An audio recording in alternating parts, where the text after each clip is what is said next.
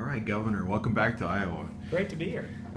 Just want to, you were welcomed to Iowa with some Common Core ads run by the Collaborative for Student Success, and Bill Bennett recorded them. They're trying to convince Iowa voters that Common Core is a conservative idea. Do you agree with that? If not, why not? If so, why? I don't, but I think it's a good debate to have. Look, the reality is, and this may make Common Core backers mad, but we're going to fight Common Core with everything we've got in Louisiana. We're in federal court against Arnie Duncan. We're in our state legislature. We come in session in April. We're going to pass legislation to get rid of Common Core. Here's my concern with Common Core.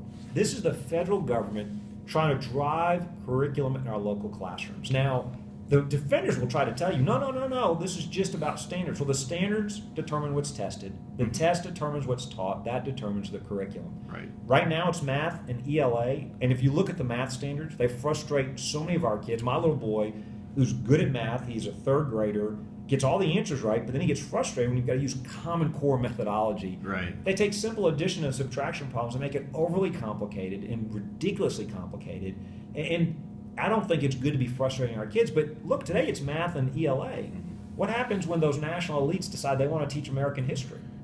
Then it becomes all about victimhood. You have the AP US standards. Well, that debate's going on right now. So yeah. It's no longer about American exceptionalism or what makes America a great place. So I think it's a mistake to have more federal involvement in our educational system. I think the real solution is let the dollars follow the child.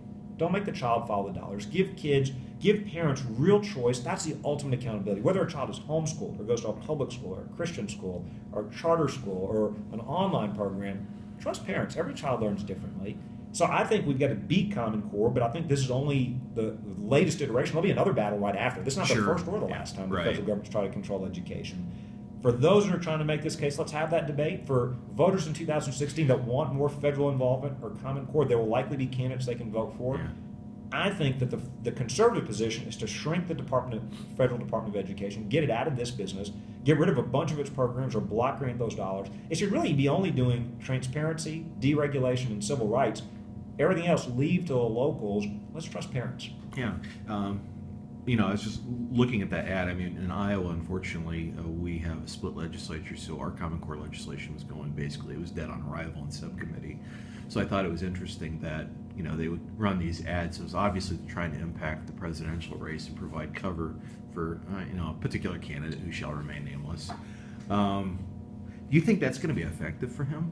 Look, I think at the end of the day, voters are smart enough to make up their own minds. And what's happening in Louisiana, and maybe this will happen, I think this will happen in the rest of the country, is that with time, more and more people are getting frustrated with Common Core. And so at first, people that were for Common Core try to dismiss the critics as just right-wing conservatives.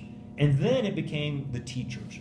And now there's a third group that's harder for them to dismiss, and it's the moms. And what we're seeing in Louisiana, when the legislators have hearings back home, hundreds of parents are coming, and they're waiting, and they're coming after working long hours. They're coming instead of staying at home on a weeknight, and they're waiting hours to come and speak and express their frustration.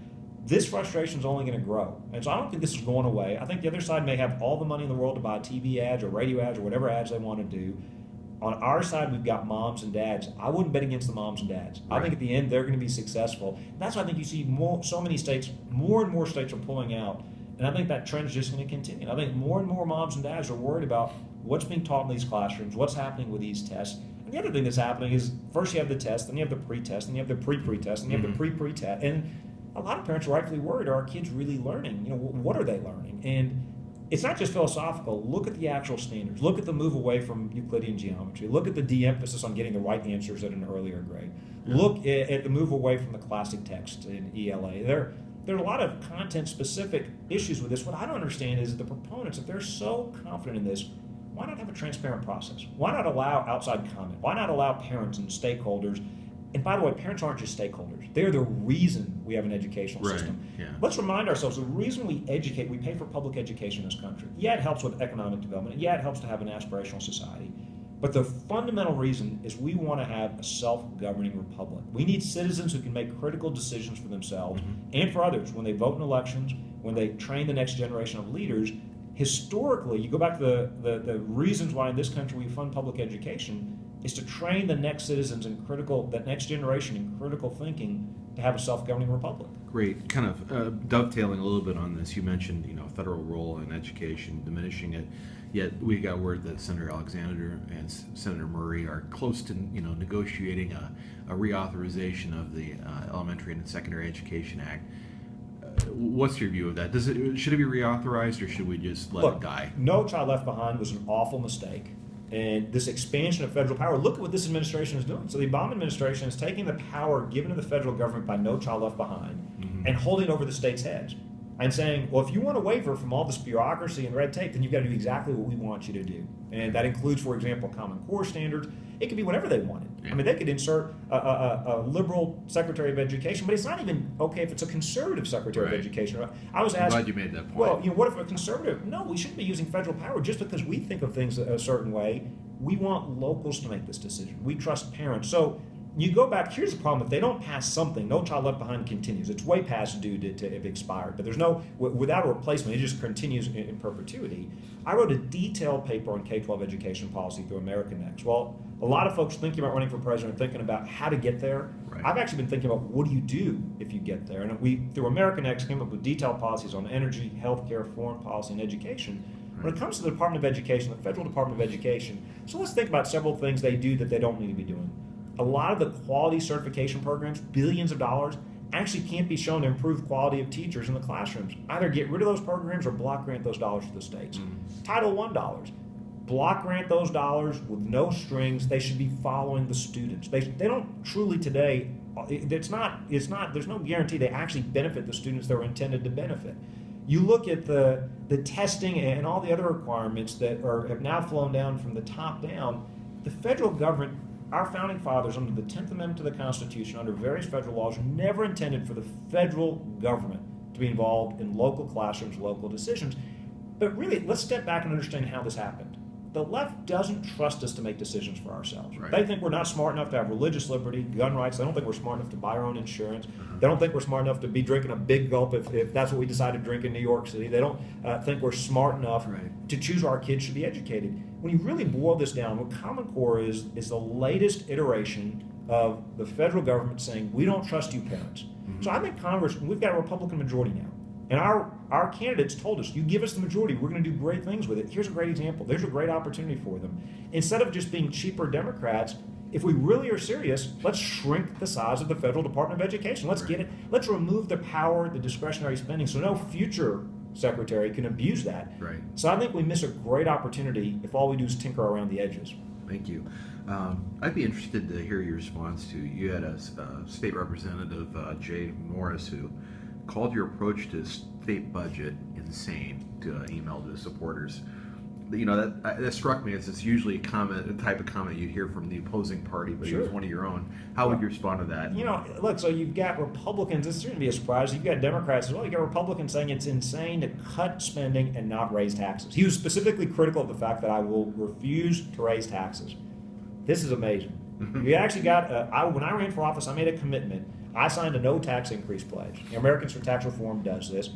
The reporters are besides themselves. What do you mean the governor's going to keep his pledge? Well, I said, of course I'm going to keep my pledge. My pledge means something. When I told the voters, I wasn't secretive about this. I wasn't ambiguous about this. I was very clear. Yeah. We are not raising taxes. Now I'm proud. We've reduced the size of our budget by $9 billion, over 26%. We've cut over 30,000 state government jobs. As a result, our private sector economy is growing. We've got now our economy is growing nearly twice as fast as the national economy. Private sector jobs nearly 3 times as fast. Top 5 state when it comes to private sector job creation. When you look at this track record, 8 credit upgrades by the credit rating agencies, and we've done it by making government do more with less. We've proposed another budget that is balanced without raising taxes. Falling price of oil is good for consumers. It hurts our revenues at the state level, and that's okay. And so we've said, for example, we're trying to get rid of over $500 million in corporate welfare. We're trying to shrink, again, the size of the budget by another $1 billion. Right. You're going to have politicians, Democrats and Republicans, who think the easy way out is just to raise taxes. We've had enough of that. And I think that voters are tired of candidates that say one thing, do another when they get elected. Look, in D.C., over $18 trillion of debt. Wouldn't it be nice if we had Republicans that actually would tell us, we're going to shrink the size of government, not just slow down the growth. Right. One of the things I think is so frustrating is candidates promise one thing, they do another. So now we've got a leadership in D.C. that tells us, hey, we're not really serious about repealing Obamacare. Mm-hmm. They just gave up on amnesty. They told us when they were campaigning, give us the majority. They campaigned in red, blue, and purple states, and they won a majority on this promise. I don't remember the fine language in the ad saying, we're not serious about this, or we'll just repeal the easy parts, or we'll just repeal part of it. So, yes, we've got folks back home that think it's wrong that we refuse to raise taxes. I think we're doing exactly what we said we were going to do, which is shrink the size of government, grow the private sector economy. I'd much rather I measure success by how people are doing in the private sector economy, not the government economy. Right. Okay. I was just thinking as you were talking about the Congressional Republicans, you said at CPAC, I happened to be there, that they need to grow a spine. Absolutely. Has that been well received? I may not be invited to all the cocktail parties in D.C., but that's okay. I don't need to go to those parties. They didn't even begin to fight, and that's the frustrating thing. Hillary Clinton in '93 starts with Hillary Care. Mm-hmm. It takes the left until 2010 to take over our healthcare system. I disagree with the entirety of Obamacare. The entire thing needs to be repealed and replaced. But you've got to admire their tenacity. I mean, they did whatever it took to fight to take away our freedom. Why won't our side fight just as hard to restore our freedom? They don't seem to be willing to even try. They keep telling us how hard this is.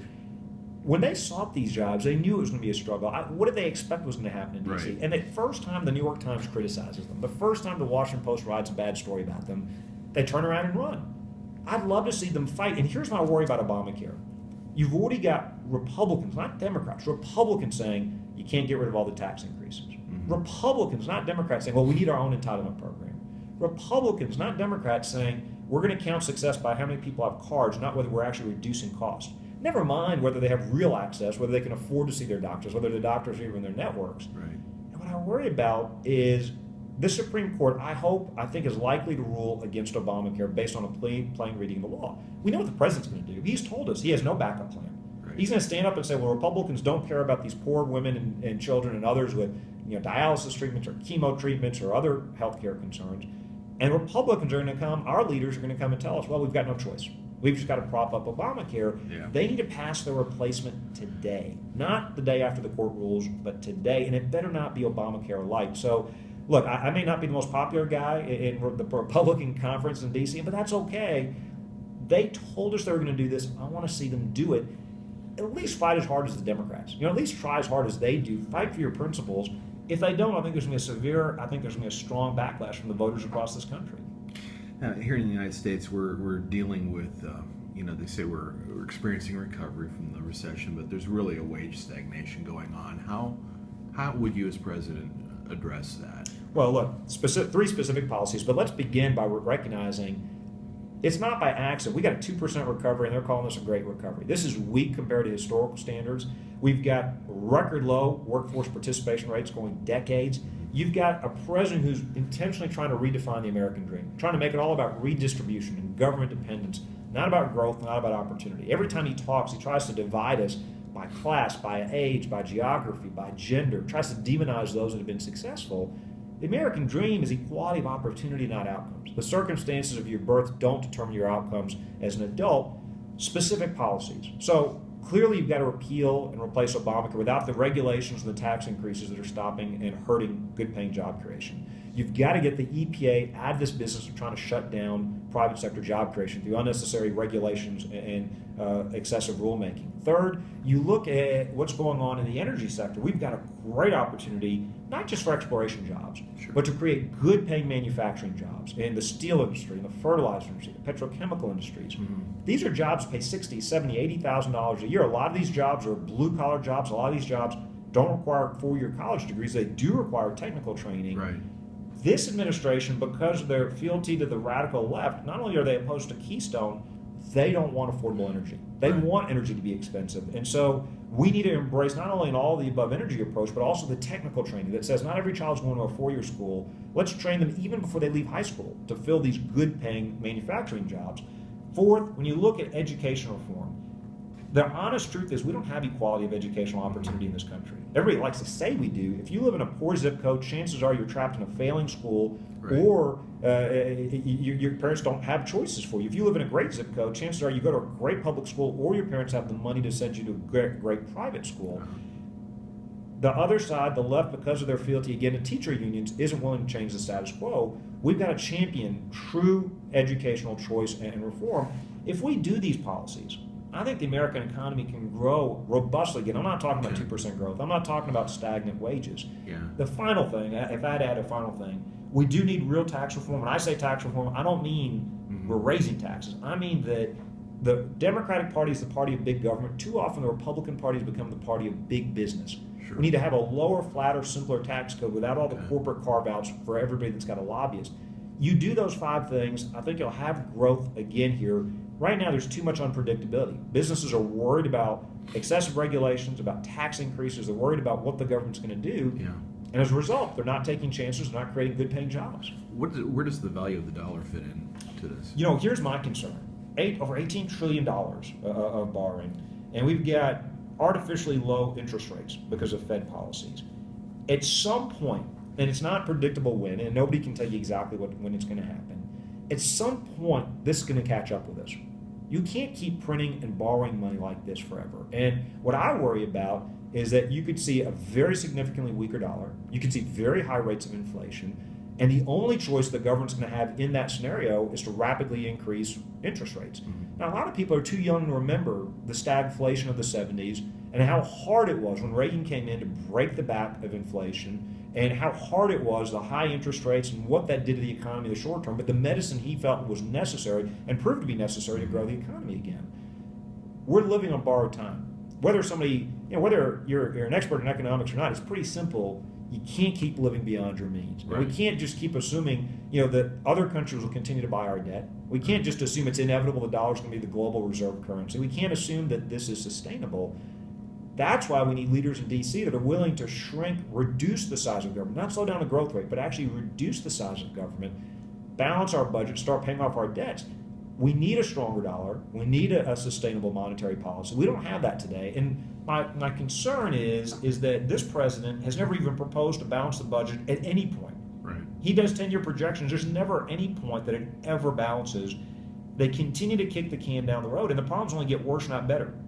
We continue to see the baby boomers retiring into these entitlement programs, and there's no plan out of the administration to ever really begin to address. Their only plan is to raise taxes, and I worry there are many Democrats who are content with this scenario because their answer is going to be whenever this scenario plays out, well, that's fine. We'll just raise taxes dramatically. We'll grow government. That's what they really want to do anyway. Right. And that's why I think we need real leaders in D.C. saying we've got to shrink government. Let me say this, though. I don't think it happens just by having simply a Republican majority. I think the majority has shown that. Right. I think we need structural reforms. I think we need a constitutional amendment to balance the budget. I think we need term limits. I think we need to stop these members from simply becoming lobbyists. I think we need to have a constitutional amendment that they can't grow the budget faster than the economy is growing without a supermajority vote. They can't increase our taxes without a supermajority vote. Now, a lot of people will tell you can't do that. We do many of those things in Louisiana's Constitution, and it has forced us to balance our budget without raising taxes. I have another idea they're not going to like, but that's okay. I've already proven, that I'm not getting invited back to a lot of these parties. We pay our legislators in Louisiana per diem. They're part-time legislators. Let's pay members of Congress per diem, but let's pay them for every day they stay outside of D.C. Let's not pay them to go to D.C. Our wallets. Mark Twain said your wallet is safest when the legislature is not in session. That's true. I love when they have a snowstorm out there. Yeah, that's right. The Great. government shuts down. Right. Yeah. Just want to shift gears. You just signed on to Senator Cotton's letter to the open letter to the Iranian leadership. That's I guess a unique step because usually most legislators and governors and whatnot will back the president's plan on foreign policy. So this is definitely a new direction. Do you think that's going to be effective? What are your hopes? Look, for quite some time now, I've been saying to folks that anybody that's thinking about running, for example, and this is especially important, anybody that's thinking about running in 2016 needs to make it very clear to the Iranian regime that they're negotiating with a lame-duck president, and if this agreement is not sent to the Senate, the Congress for ratification, for approval, it's not binding on a successor. This is at best a 2-year deal. It's not a 10-year deal or a deal in perpetuity. I'm very worried that this president prefers a bad deal over no deal. Right. A nuclear-armed Iran is an existential threat to Israel, to our European allies, to the United States. You will then see, I predict after Iran, you will see Egypt, Turkey, and Saudi Arabia all want nuclear capabilities. Some of those countries may already have the ability to buy that capability from Pakistan. You will then have multiple countries in the Middle East with nuclear capabilities. Think how dangerous that is for the world. That's not just dangerous for America, it's dangerous for the world. So after Senator Cotton sends this letter, Vice President Biden attacks him. He owes him an apology. Senator Cotton actually was in boots on the ground in Iraq. This administration loves to beat up medieval Christians, the Crusades. They love to beat up Israel and Prime Minister Netanyahu. They love to beat up the United States Senate. The real enemy are radical Islamic terrorists, they don't like to use those words, and a nuclear-armed Iran. So I think these are very, very dangerous times. The Prime Minister took the unprecedented step, coming and speaking to a joint session of Congress, so at such an important time. I think the reason he did that was to make sure the American people are paying attention to this, that this has lasting consequences. And I think he felt, and I suspect he felt like he had a moral obligation to do this. He couldn't live with himself if he didn't at least come here and do his best to alert the American people about what might happen here. So I'm very concerned. For quite some time, I've said people need to speak out. They need to make it clear that this deal is not binding, especially if it's not ratified by the Senate, by the Congress. The president's trying to have it both ways, by the way. He's trying to say it's got the binding force of a treaty without having a vote. And by the way, he also sounds like he's signing Obamacare again. You're going to have to let him sign the deal so you can find out what's in it. I mean, which is just awful. Yeah. I think Congress needs to do two things. Pass the legislation requiring them to submit this, second, to the Congress, to the Senate for approval, and then secondly, pass the bipartisan bill putting more sanctions on Iran. This is the first commander-in-chief that has said, I don't want more leverage at the table. Don't give me more power to negotiate. Now think about that. If you've ever been in a business deal, you always want to be across the table from somebody who wants to deal more than you do, and that's where this president is. I do think, by the way, his whole attitude towards Iran has infected his policy from day one. I think it's one of the reasons he hasn't been harder on Putin when he went into the Ukraine and Crimea. I think it's one of the reasons he didn't push for Assad's removal in Syria. I think it's one of the reasons Turkey is reluctant to put ground troops against ISIS. They don't in Syria. They don't want to strengthen Assad. They don't want to strengthen Iran in a vacuum. I think it's one of the reasons he has indirectly allowed Iran to be playing a greater role in Iraq. Iran is now playing a greater role in Lebanon, in Syria. They're helping Hamas and Hezbollah. We're taking a more aggressive stand. So Iran has not renounced their hostile policies towards Israel. They continue to be hostile towards the United States. Why in the world does this administration feel like they've got more in common? They can trust the government of Iran while they seem to continue to want to criticize the Prime Minister of Israel, our closest ally in the Middle East. They continue to denigrate United States senators, and they continue to talk about, this president has talked about the threat of medieval Christianity. I made a deal with him at CPAC. I said, look, I'll look out for the medieval Christians. You look out for the radical Islamic terrorists. You do your job, and I'll take care of the medieval Christians. Yeah, one just real quick question. Sure. 2016, how close are you to making a decision? A couple of months, and here's what I'm doing. In addition to thinking and praying about this, look, a lot of people are thinking about polling and fundraising and consulting. I'm thinking about what the next president needs to do. We formed a think tank last year, went through all these detailed policies on foreign policy, energy, education, healthcare. I think that the next president of the United States has to make big changes, not incremental changes. It needs to be somebody outside of D.C. I think it should be a governor, somebody who's run something. And so I think it's been more important to spend this year thinking about what I would do if I were to be in that position, or what somebody needs to do if they were in that position.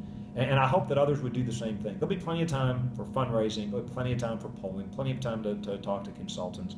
It's more important. Our next president has to be somebody who wants to do something, not just be somebody. All right. Thank you so much for your time. Thank you. Appreciate it.